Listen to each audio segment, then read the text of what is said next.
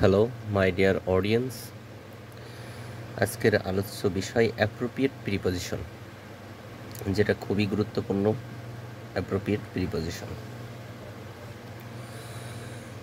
তো everyday 10 preposition অবশ্যই মুখস্থ করা উচিত প্রত্যেককে। তো প্রথমে আমাদের যে প্রিপোজিশনটা সেটা হলো অ্যাবিড বাই। এখানে অ্যাবিডির পরে যে শব্দটি এসেছে সেটা হলো বাই, একটি প্রিপোজিশন যার বাংলা অর্থ হলো মেনে চলা। এটার English translate you should abide by the rules, অর্থাৎ তোমার নিয়ম মেনে চলা উচিত। এখানে স্পষ্টভাবে বলা হচ্ছে বাইটা হলো প্রিপোজিশন এবং তোমার নিয়ম মেনে চলা উচিত।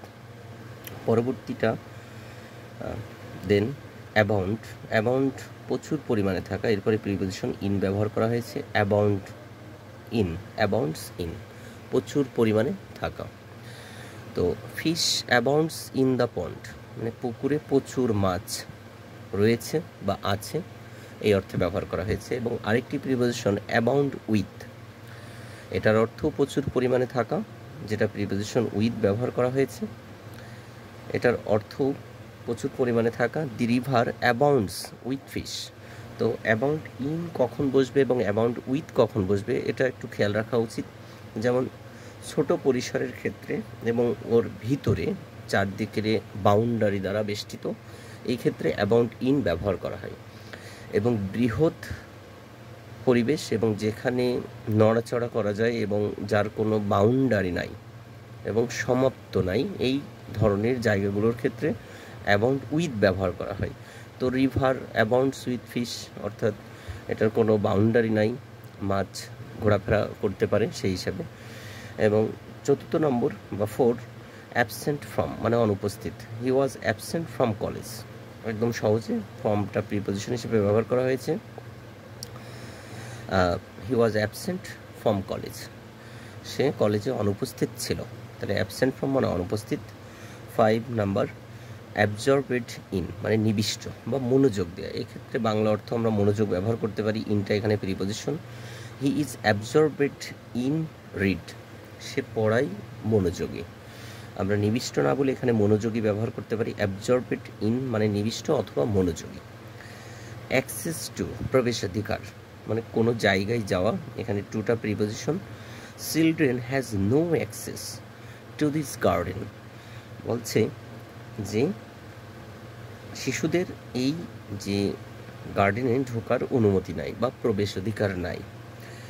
অ্যাকর্ডিং টু, টুটা এখানে প্রিপোজিশন, অনুসারে। অ্যাকর্ডিং টু দ্য রেজাল্ট, অর্থাৎ ফল অনুসারে। আই ফেইল্ড, আমি ব্যর্থ, অর্থাৎ আমি ব্যর্থ হয়েছি বলতে পারি, বা আমি ব্যর্থ। অ্যাকর্ডিং টু দ্য রেজাল্ট, অর্থাৎ অ্যাকর্ডিং টু মানে অনুসারে। Number 8, accompanied. অ্যাকম্পাইন্ড বাই মানে সঙ্গী হওয়া, অ্যাকম্পাইন্ড বাই মানে সঙ্গী হওয়া। হি ওয়াজ অ্যাকম্পাইন্ড বাই হিজ ফাদার, এখানে তার পিতার সঙ্গী হয়েছিল, সে তার পিতার সঙ্গী হয়েছিল, মানে একসাথে ছিল এরকম অর্থে। অ্যাকম্পাইন্ড by.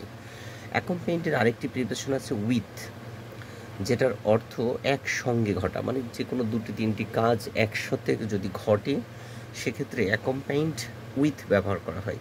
He was fever, he has fever, মানে সে জ্বরে। অ্যাকম্পাইন্ড উইথ হেডেক, এবং মাথা ধরা বা মাথা ব্যথায় আক্রান্ত হয়েছিল বা একসঙ্গে তার ঘটেছিল। হি হ্যাজ মানে তার হয়েছে জ্বর এবং সেই সাথে হয়েছে মাথা ধরা বা মাথা ব্যথা, এক ধরনের রোগ। অ্যাকুইন্টেড উইথ মানে পরিচিতি বা নোন, আমরা যাতে বলি পরিচিতি হওয়া। তাহলে এখানে প্রিপোজিশন উইথ, বলছে আই অ্যাম অ্যাকুইন্টেড উইথ হিম।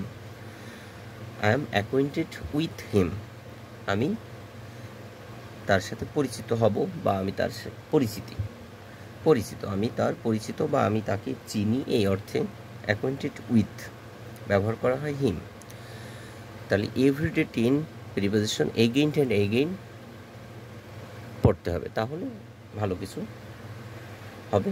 এবং প্রিপোজিশনটা সবসময় রানিং রাখতে হবে। সবাইকে অনেক শুভেচ্ছা।